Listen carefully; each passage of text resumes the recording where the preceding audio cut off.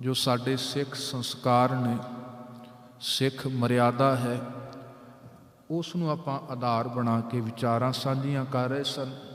कुछ विचारां आपां इसे संबंध विच साझीआं करनियां ने। आओ सारे सब तो पहलों गुर बख्शी फतेह बख्शो।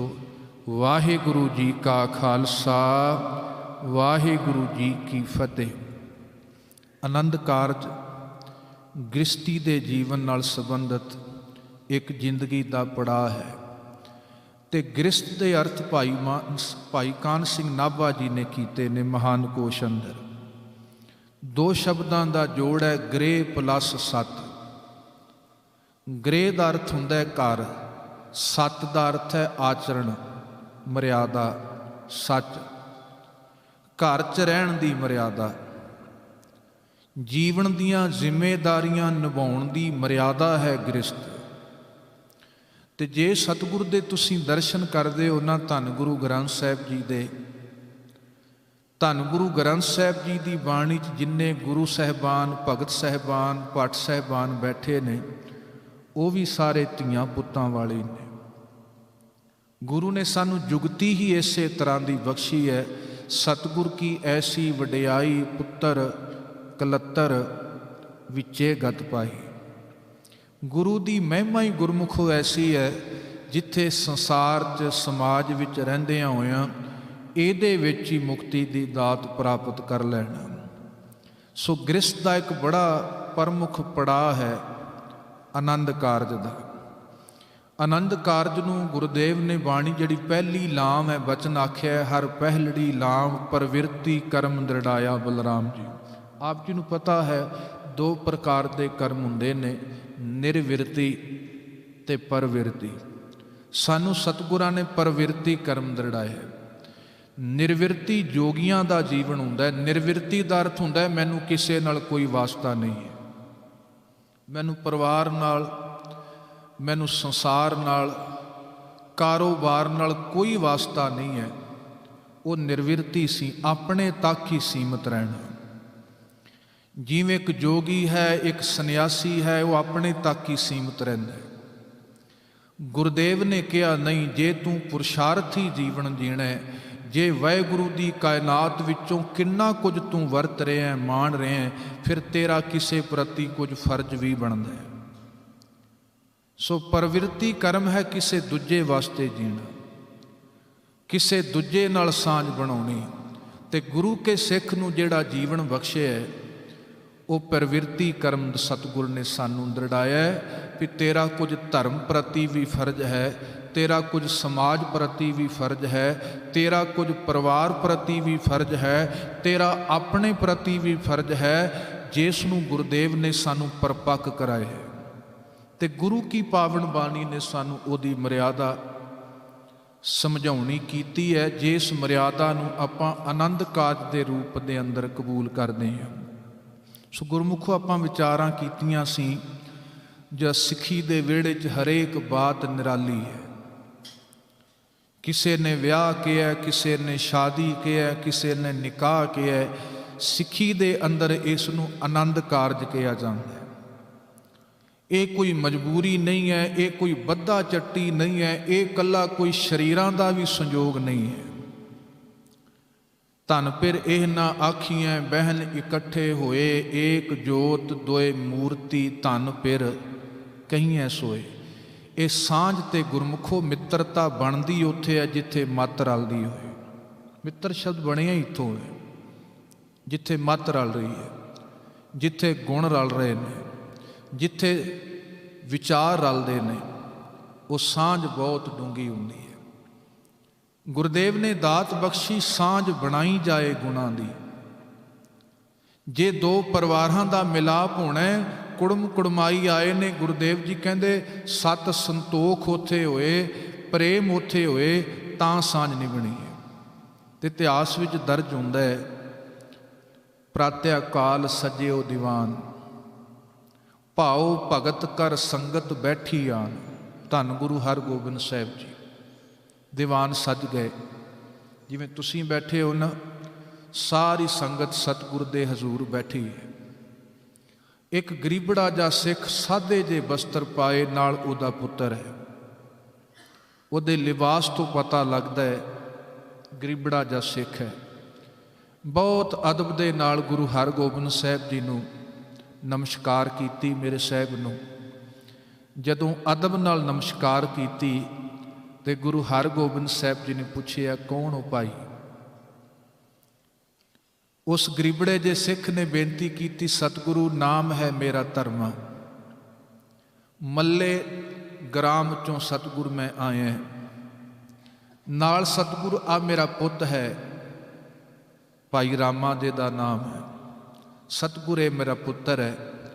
ਤੇ ਜਦੋਂ ਸਾਹਿਬ ਨੇ ਗੱਲ ਸੁਣੀ ਤੇ ਸਤਿਗੁਰੂ ਗੁਰੂ ਹਰਗੋਬਿੰਦ ਸਾਹਿਬ ਭਰਿਆ ਦੀਵਾਨ ਹੈ, ਉਸ ਨੂੰ ਤੇ ਉਹਦੇ ਪੁੱਤਰ ਨੂੰ ਆਪਣੇ ਲਾਗੇ ਬਿਠਾ ਲਿਆ। ਸੇਵਾਦਾਰ ਸਿੱਖ ਨੂੰ ਕਿਹਾ ਵੀ ਜਾਓ, ਜਾ ਕੇ ਮਿੱਠਾ ਲੈ ਕੇ ਆਓ, ਛੁਹਾਰੇ ਲੈ ਕੇ ਆਓ। ਉਹ ਸੇਵਾਦਾਰ ਗਿਆ, ਮਿੱਠਾ ਲੈ ਕੇ ਆਇਆ।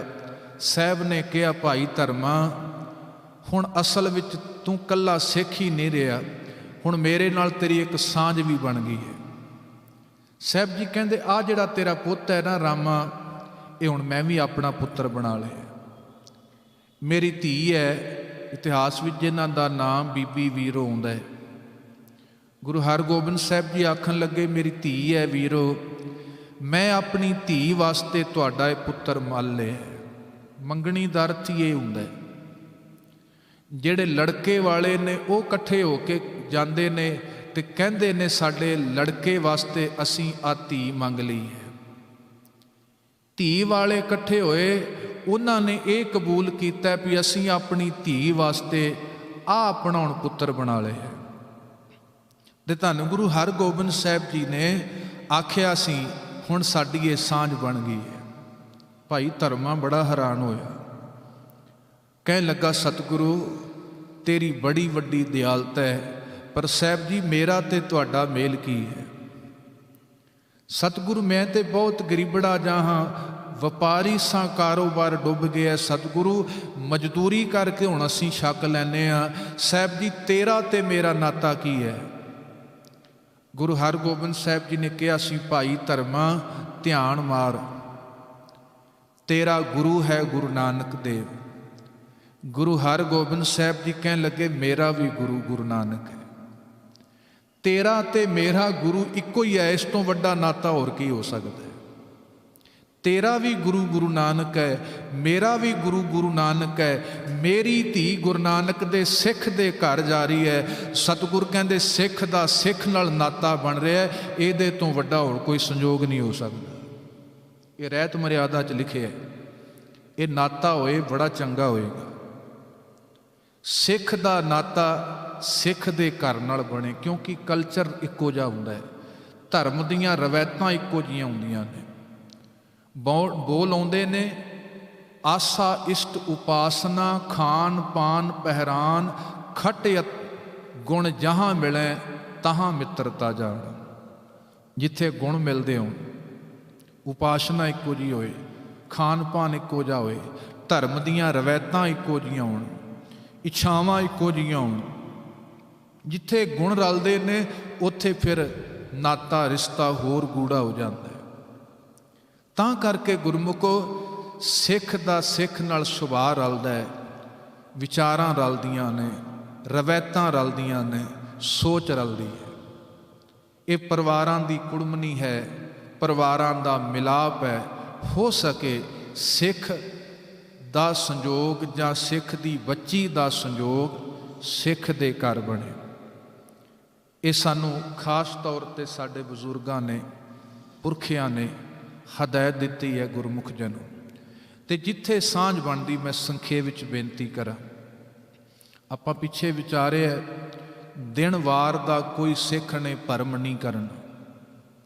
ਕੋਈ ਥਿੱਤ ਹੋਏ, ਕੋਈ ਵਾਰ ਹੋਏ, ਕੋਈ ਜਨਮ ਕੁੰਡਲੀਆਂ ਹੋਣ, ਸਾਹਾ ਗਣੈ ਨਾ ਕਰੈ ਵਿਚਾਰ, ਸਾਹੇ ਉੱਪਰ ਏਕੰਕਾਰ। ਇਹ ਕਦੇ ਵੀ ਸਿੱਖ ਨੇ ਕਿਸੇ ਵੀ ਰੂਪ ਅੰਦਰ ਇਹ ਕੋਈ ਭਰਮ ਆਪਣੇ ਜੀਵਨ 'ਚ ਨਹੀਂ ਲਿਆਉਣਾ। ਤੇ ਗੁਰਮੁਖ ਮੈਂ ਹੋਰ ਬੇਨਤੀ ਕਰਾਂ, ਮੁਬਾਰਕ ਹੈ, ਸਾਡਾ ਕਾਰੋਬਾਰ ਧਨ ਨਾਲ ਚੱਲਦਾ ਹੈ। ਕੁਝ ਸਾਂਝਾਂ ਨਾ ਧਨ ਨਾਲ ਤੁਰਦੀਆਂ ਨੇ। आ साडी किरत है, साडा देण लैण है, जिन्ना बाजार है, जिन्ना वपार है, किहदे सहारे चल रहा? धन दे सहारे चल रहा। पर मुश्किल उदों आउंदी है जदों आपां धन चुक के दो रिश्तियां विच भी रख दिंदे। दो रिश्ते धन नाल नहीं कदे निभिया करते। इतिहास गवाही भरदा है, चंदू ने लालच दिता सी सतगुर नूं ओहदी धी दा रिश्ता। धन गुरु अर्जुन देव साहब सतगुर दे साहबजादे धन गुरु हरगोबिंद साहब वास्ते भेजे है। नाले हंकार दा बड़ा भरिया होया। दिल्ली दी संगत ने सतगुर दे वास्ते एक विनय पत्र लिखे है। संगत की अरजोई सतगुरु कोल पहुंची है। सतगुरु बड़ा हंकारी है, सतगुरु तुहाडे वास्ते बड़े नीवें बोल बोलदा है, अपने आप नूं चुबारा दसदा है। तुहाडे दर घर नूं सतगुरु साडे कोलों शब्द भी नहीं कहे जांदे, पर फिर भी सतगुरु तुहानूं एक नाली दी मोरी दी इट दसदा है। साडी बेनती है सतगुर इहदा रिश्ता कबूल ना कीता जाए। धन गुरु अर्जुन देव साहब जी ने रिश्ता कबूल नहीं सी कीता। जिस रिश्ते च हंकार होए, चंदू ने इतिहास गवाही भरदा है, धन का लालच दिता सी सतगुरु किन्नियां मोहरां चाहीदियां ने, किन्ना धन चाहिदा है। मैं दीवान हाँ, मेरे घर च कोई कमी नहीं है। धन गुरु अर्जुन देव साहब कहते चंदू रिश्ते धन नाल नहीं चलिया करते, प्रेम नाल वरतिया करते हैं। जिस रिश्ते च निमरता ना होए वो कित्थों अगे वध जाएगा।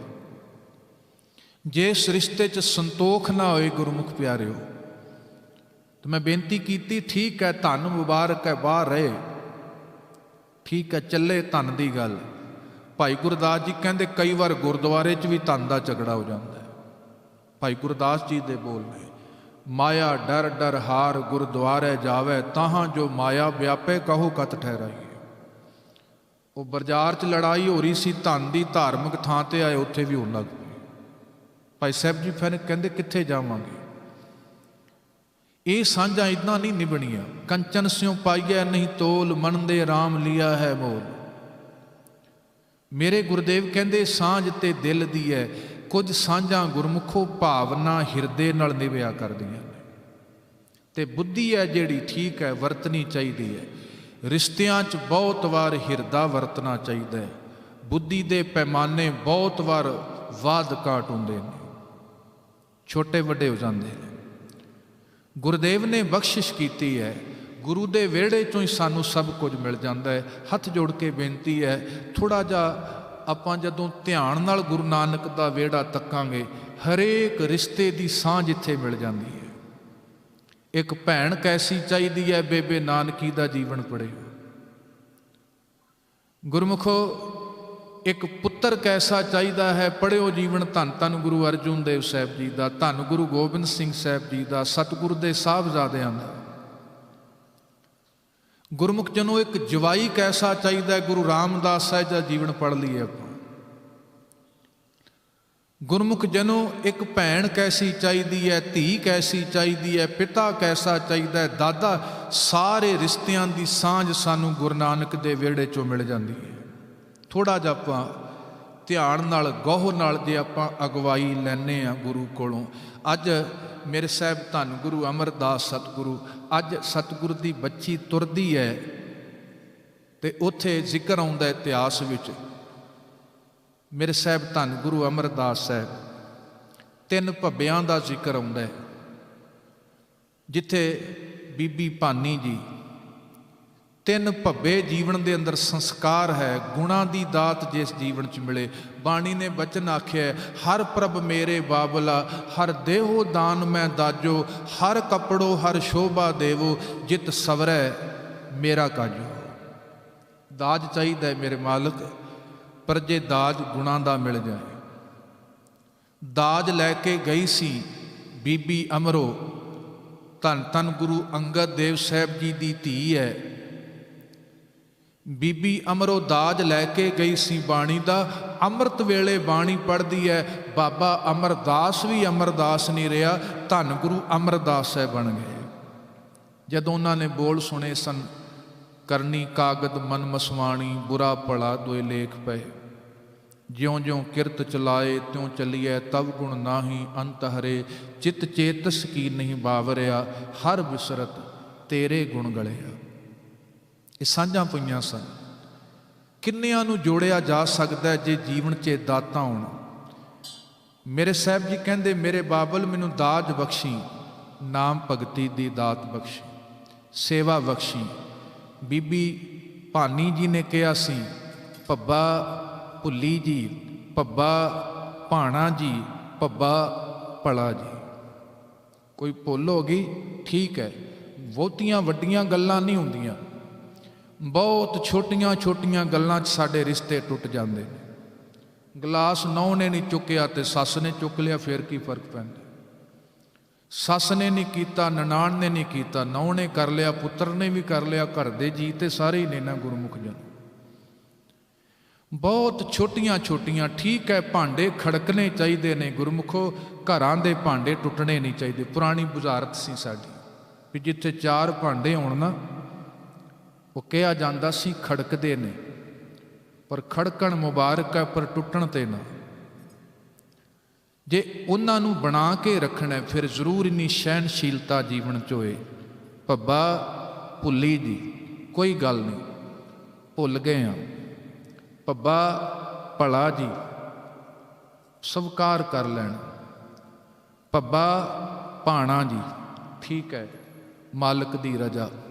ਅੱਜ ਭੈਣ ਨੇ ਪੁੱਛਿਆ ਸੀ, ਕਿਉਂਕਿ ਅਸੀਂ ਬਹੁਤ ਵਾਰ ਗੁਰਮੁਖੋ ਰਿਸ਼ਤਿਆਂ ਨੂੰ ਵੱਖਰੇ ਜੇ ਨਜ਼ਰੀਏ ਨਾਲ ਵੇਖਦੇ। ਜੇ ਆਪਾਂ ਗੁਰੂ ਦੀਆਂ ਬਖਸ਼ੀਆਂ ਦਾਤਾਂ ਵੇਖਦੇ ਹਾਂ, ਸਾਹਿਬ ਦੀ ਪਾਵਨ ਬਾਣੀ 'ਚ ਆਉਂਦਾ ਹੈ। ਅੱਜ ਇੱਕ ਭੈਣ ਸੁਹਾਗਣ ਨੂੰ ਆ ਕੇ ਪੁੱਛਦੀ ਹੈ, ਭੈਣਾ ਮੈਂ ਤੇਰੇ ਘਰੋਂ ਕਦੇ ਉੱਚਾ ਬੋਲ ਨਹੀਂ ਸੁਣਿਆ, ਬੜੀ ਸ਼ਾਂਤੀ ਹੈ ਤੇਰੇ ਘਰ, ਬੜਾ ਆਨੰਦ ਹੈ, ਭਾਵੇਂ ਤੁਹਾਡੇ ਕੋਲ ਟੁੱਟਾ ਜਾ ਮੰਜਾ ਹੈ, ਥੋੜ੍ਹੇ ਜਿਹੇ ਭਾਂਡੇ ਨੇ, ਬਹੁਤਾ ਚੰਗਾ ਘਰ ਨਹੀਂ ਹੈ। ਉਹ ਭੈਣ ਦਾ ਜਵਾਬ ਬੜਾ ਪਿਆਰਾ ਹੈ। ਉਹ ਬਾਣੀ 'ਚ ਬਚਨ ਆਉਂਦਾ ਹੈ, ਉਹ ਭਾਣਾ ਸਾਨੂੰ ਸਿਖਾਉਂਦਾ ਹੈ ਗੁਰੂ ਕੇ ਪਾਵਨ ਬੋਲ। ਜਿੱਥੇ ਉਸ ਭੈਣ ਨੇ ਬਚਨ ਆਖਿਆ ਸੀ, ਰੋਖੋ ਭੋਜਨ ਭੂਮ ਸੈਣ ਸਖੀ, ਪ੍ਰੇ ਸੰਗ ਸੂਖ ਵਿਹਾਤ। ਭੈਣੇ ਠੀਕ ਹੈ, ਕਈ ਵਾਰ ਵਕਤ ਆਉਂਦਾ ਰੁੱਖੀ ਰੋਟੀ ਵੀ ਖਾਣੀ ਪੈਂਦੀ ਹੈ, ਘਰ 'ਚ ਕੋਈ ਜੀ ਆ ਜਾਏ ਧਰਤੀ ਤੇ ਵੀ ਸੋਣਾ ਪੈਂਦਾ ਹੈ। ਉਹਨੇ ਕਿਹਾ ਫਿਰ ਤੇਰੇ ਘਰ ਵਿੱਚ ਸ਼ਾਂਤੀ ਕਿੱਦਾਂ ਹੈ? ਕਹਿਣ ਲੱਗੀ ਮੇਰੀ ਤੇ ਮੇਰੇ ਘਰ ਵਾਲਿਆਂ ਦੀ ਬਣਦੀ ਬਹੁਤ ਜ਼ਿਆਦਾ ਹੈ। ਸਵਰਗ ਹੈ ਸੱਚ ਜਾਣਿਓ, ਜਿਹਦਾ ਤੁਸੀਂ ਸਰਵੇ ਕਰਕੇ ਵੇਖ ਲਓ। ਅਕਸਰ ਦਾਸ ਬੇਨਤੀ ਕਰਦਾ ਹੈ, ਅੱਜ ਦੁਨੀਆ 'ਚ ਉਹ ਸੁਖੀ ਨਹੀਂ ਜਿਹਦੇ ਕੋਲ ਬਹੁਤਾ ਧਨ ਹੋਏ, ਉਹ ਸੁਖੀ ਨਹੀਂ ਹੈ ਜਿਹਦਾ ਕਾਰੋਬਾਰ ਜਾਂ ਕਾਰਖਾਨਾ ਜ਼ਮੀਨ ਜਾਦੀ ਹੈ। ਦੁਨੀਆ 'ਚ ਉਹ ਸੁਖੀ ਹੈ ਜਿਹਦੇ ਰਿਸ਼ਤੇ ਚੰਗੇ ਨੇ। ਜਿਨ੍ਹਾਂ ਦੇ ਰਿਸ਼ਤੇ ਚੰਗੇ ਨੇ ਉਹਦੇ ਤੋਂ ਵੱਡਾ ਕੋਈ ਸੁੱਖ ਨਹੀਂ, ਤੇ ਜਿਸ ਘਰ 'ਚ ਕਲੇਸ਼ ਪਿਆ ਹੋਏ ਤੇ ਉਹਦੇ ਤੋਂ ਵੱਡਾ ਕੋਈ ਨਰਕ ਵੀ ਨਹੀਂ ਹੁੰਦਾ।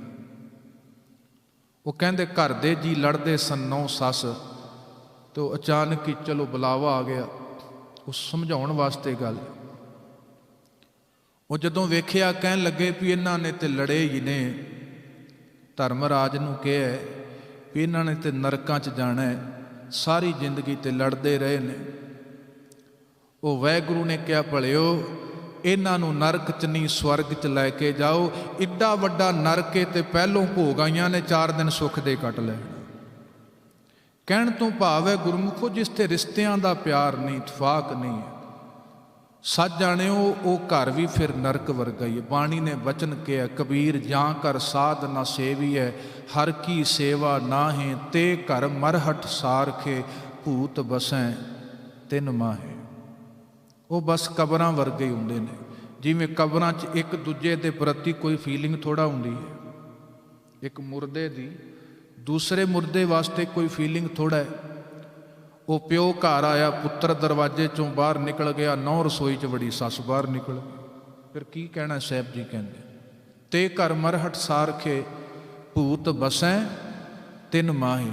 ਇਸ ਵਾਸਤੇ ਸਾਹਿਬ ਜੀ ਨੇ ਬਚਨ ਆਖਿਆ, ਰੂਖੋ ਭੋਜਨ ਭੂਮ ਸੈਣ ਸਖੀ, ਪ੍ਰੇ ਸੰਗ ਸੂਖ ਵਿਹਾਤ।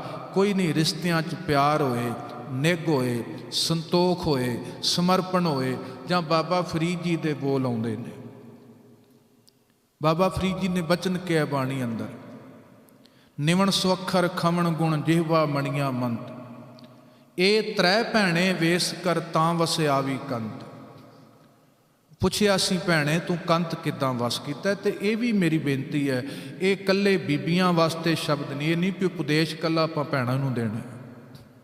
ਬਾਣੀ ਦਾ ਉਪਦੇਸ਼ ਸਾਂਝਾ ਹੁੰਦਾ ਹੈ, ਉਹ ਪੁਰਸ਼ ਵਾਸਤੇ ਵੀ ਹੈ, ਉਹ ਇਸਤਰੀ ਵਾਸਤੇ ਵੀ ਹੈ, ਉਹ ਸਭਨਾਂ ਵਾਸਤੇ ਉਪਦੇਸ਼ ਹੁੰਦਾ ਹੈ। ਭਾਣਾ ਜੀ, ਭੁੱਲੀ ਜੀ, ਭਲਾ ਜੀ, ਇਹ ਪੁਰਸ਼ ਵਾਸਤੇ ਵੀ ਉਪਦੇਸ਼ ਹੈ।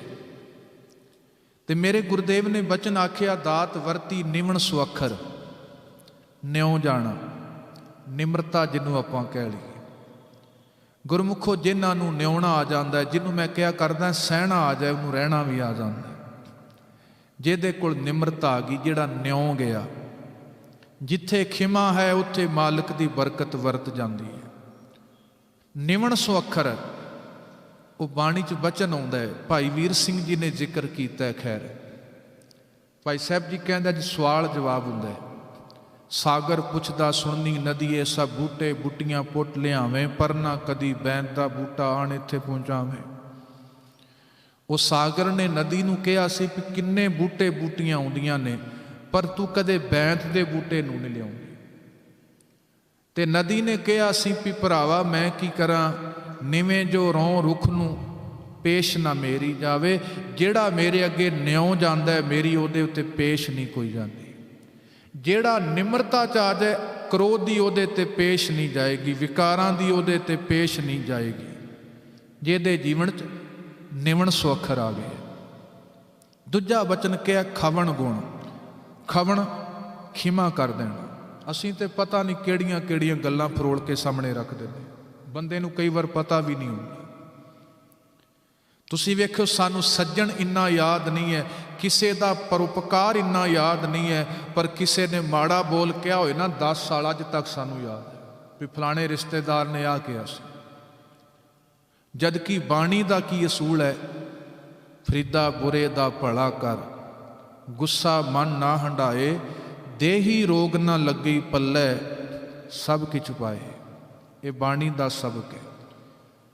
ਕਿਸੇ ਨੂੰ ਸਜ਼ਾ ਦੇ ਦੇਣਾ ਬਹੁਤ ਵੱਡੀ ਆਮ ਮੋਟੀ ਜੀ ਗੱਲ ਹੈ, ਕਿਸੇ ਨੂੰ ਖਿਮਾ ਕਰ ਦੇਣਾ ਬਹੁਤ ਖਾਸ ਗੱਲ ਹੋਏਗੀ। ਸਜ਼ਾ ਦੇਣਾ ਤੇ ਆਮ ਗੱਲ ਹੈ, ਇਹ ਤੇ ਆਮ ਵਾਪਰਦਾ ਹੈ। ਕਿਸੇ ਨੂੰ ਖਿਮਾ ਕਰ ਦੇਣਾ ਬਹੁਤ ਵੱਡੀ ਗੱਲ ਹੈ। ਤੋ ਜੀਵਨ ਦੇ ਅੰਦਰ ਪਹਿਲਾ ਗੁਣ ਨਿਮਰਤਾ ਹੋਵੇ, ਦੂਸਰਾ ਗੁਣ ਜੀਵਨ 'ਚ ਖਿਮਾ ਕਰਨਾ ਹੋਵੇ, ਨਿਵਣ ਸੁਅੱਖਰ ਖਵਣ ਗੁਣ। ਤੀਸਰਾ ਹੈ ਜਿਹਬਾ ਮਣੀਆਂ ਮੰਤ, ਜ਼ੁਬਾਨ ਦੇ ਬੋਲ ਵੀ ਮਿੱਠੜੇ ਹੋਣ। ਠੀਕ ਹੈ, ਹਿਰਦੇ 'ਚ ਵੀ ਭਾਵ ਹੋਏ, ਪਰ ਜ਼ੁਬਾਨ ਵੀ ਗੁਰਮੁਖ ਪਿਆਰਿਓ ਗੱਲ ਵਧਾ ਵੀ ਦਿੰਦੀ ਹੈ, ਗੱਲ ਮੁਕਾ ਵੀ ਦਿੰਦੀ ਹੈ। ਤੁਸੀਂ ਵੇਖੋ ਕਦੇ ਜ਼ੁਬਾਨ ਨਾਲ ਗੱਲ ਵਧਦਿਆਂ ਵਧਦਿਆਂ ਵਧਦਿਆਂ ਕਿੱਥੇ ਚਲੀ ਜਾਂਦੀ ਹੈ। ਤੇ ਜੋ ਖਿਮਾ ਦੇ ਬੋਲ ਬੋਲ ਲਏ ਤੇ ਗੱਲ ਘਟਦਿਆਂ ਘਟਦਿਆਂ ਘਟ ਜਾਂਦੀ ਹੈ। ਟੂਟ ਪ੍ਰੀਤ ਗਈ ਬੁਰ ਬੋਲ, ਦੋ ਬੋਲ ਬੋਲੋ ਰਿਸ਼ਤਾ ਟੁੱਟ ਜਾਂਦਾ ਹੈ। ਮਿੱਠੜੇ ਬੋਲ ਬੋਲ ਹੁਣ ਰਿਸ਼ਤਾ ਜੁੜ ਜਾਂਦਾ ਹੈ। ਸੋ ਜ਼ੁਬਾਨ ਇਹ ਵੀ ਜਿਹਬਾ ਮਣੀਆਂ ਮੰਤ ਹੋਏ, ਸਾਨੂੰ ਬੋਲਣਾ ਆ ਜਾਏ। ਬਾਬਾ ਬੋਲੀਏ, ਜਿੱਥੇ ਗੁਰਦੇਵ ਜੀ ਕਹਿੰਦੇ ਉਹ ਬੋਲ ਬੋਲੇ ਜਾਣ। ਜਿਸ ਬੋਲ ਦੇ ਨਾਲ ਸਾਂਝ ਬਣ ਜਾਏ, ਨੇੜਤਾ ਬਣ ਆਏ। ਬੋਲੀਏ ਪਤ ਹੋਏ, ਊਤਮ ਸੇ ਦਰ ਊਤਮ ਕਹੀਏ, ਨੀਚ ਕਰਮ ਵੈ ਰੋਏ। ਸੋ ਗੁਰਮੁਖ ਜਨੋ, ਇਹ ਸਾਡੇ ਜੀਵਨ ਵਾਸਤੇ, ਜਿੱਥੇ ਗ੍ਰਸਤੀ ਜੀਵਨ ਵਾਸਤੇ ਹੈ, ਇਹ ਸਾਂਝਾਂ ਜਿਹਦੇ ਨਾਲ ਸਾਡੀਆਂ ਪ੍ਰੀਤ ਨਾਲ ਭਰ ਜਾਂਦੀਆਂ ਨੇ, ਉੱਥੇ ਰੱਬੀ ਮਿਲਾਪ ਵਾਸਤੇ ਵੀ ਗੁਣ ਸਹਾਇਕ ਹੁੰਦੇ ਨੇ। ਇਹ ਜ਼ੁਬਾਨ ਦੇ ਨਾਲ ਅੱਜ ਕੋਈ ਸੱਜਣ ਸਾਧੂ ਦਾ ਵੇਸ਼ ਬਣਾਇਆ ਸੀ, ਕਿਸੇ ਨੇ ਲੋੜਾਂ ਪੂਰੀਆਂ ਕਰਨੀਆਂ ਸੀ, ਚਲੋ ਧਰਮ ਦਾ ਆਸਰਾ ਲੈ ਲਿਆ। ਅੱਜ ਕਿਸੇ ਦਾ ਦਰਵਾਜ਼ਾ ਖੜਕਾਇਆ, ਅੰਦਰੋਂ ਭੈਣ ਦੀ ਆਵਾਜ਼ ਆਈ, ਬਾਬਾ ਜੀ ਲੰਘ ਆਓ। ਉਹ ਜਾ ਕੇ ਵਿਹੜੇ 'ਚ ਬਹਿ ਗਿਆ। ਉਹ ਭੈਣਾਂ 'ਚ ਬੀਬੀਆਂ 'ਚ ਦਇਆ ਜ਼ਿਆਦੀ ਹੁੰਦੀ ਹੈ। ਭੈਣਾਂ ਭੁੱਖ ਲੱਗੀ ਹੈ, ਬਾਬਾ ਤਿਆਰ ਤੇ ਕੁਝ ਨਹੀਂ, ਮੈਂ ਛੇਤੀ ਛੇਤੀ ਤੁਹਾਡੇ ਵਾਸਤੇ ਚਾਵਲ ਤਿਆਰ ਕਰ ਦੇਣਾ, ਬਹੁਤੀ ਦੇਰ ਵੀ ਨਹੀਂ ਲੱਗਣੀ। उसने पतीली 'ਚ चावल रखे ने ते बाबा पुछदा, भैणा तुहाडा पति कित्थे गया? उन्हें कहा भी खेतां 'ਚ काम करदा है। वो घर 'ਚ मझ बजी हुई सी, एक दरवाजा छोटा सी। कहन लगा, भैणा जे तुहाडी मझ मर गई कित्थों दी कढोगे? वो कहन लगी, बाबा वाहगुरू वाहगुरू बोल। इदां कातों बोलना? कुछ समय बाद कहन लगा, भैणा तू कल्ली है, जे तेरा पति खेतां 'ਚ गया, सप लड़ के मर गया, फिर की करेंगी? उस भैन ने अपने चुन्नी दे पल्ले नालों पतीली चुकी, बाबे नूं कहंदी झोली कर, पल्ला कर। बाबे ने झोली कीती, अद्धे कच्चे पक्के चौल उहदी झोली 'ਚ पाते। कहन लगी, वो दरवाजा दिसदा मेरे घरों बाहर निकल जा। हुण बाहर वो गली 'ਚ जा रहा है, उहदी झोली 'चों हुण जिहड़ी पिछ जिन्हों आपां कह दिंदे आ, चौल गिले सन, चो रिहा पानी।